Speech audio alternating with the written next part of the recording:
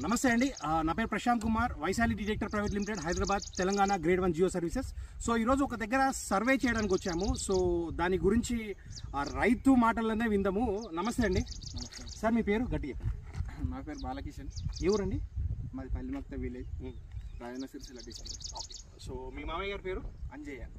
So ఎలా ఉందండి survey? Morning నుంచి మనం సర్వే చేస్తున్నాము. సో దాని గురించి చెప్పండి.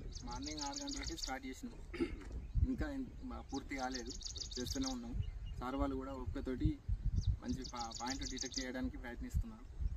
ఇంకా కంప్లీట్ కాలేదు, చాలా బాగా చేస్తున్నారు. సో ఇంతకుముందు వచ్చిన వాళ్ళు అంతా 10 to 20 minutes లోపే పాయింట్ డిటెక్ట్ చేసి వెళ్ళిపోయారు.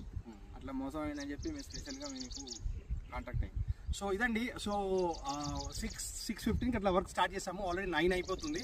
సో ఇప్పుడు ఇక్కడ ఏంటంటే మల్టీ ఛానల్ వాడుతున్నాం. ఒకసారి మీరు చూస్తే మల్టీ స్టేషన్స్ని ఒకటేసారి స్కాన్ చేసుకోవడానికి మనం వాడేది మల్టీ ఛానల్. సో ఇది కొద్దిగా లేటెస్ట్ అడ్వాన్స్ సిస్టమ్. సో కొద్దిగా ఓపిక మీద చేసుకుంటే మంచి అవుట్పుట్ వస్తుంది. సో ఈరోజు బాలకృష్ణ గారి సర్వే అయితే మనం చేస్తున్నాము.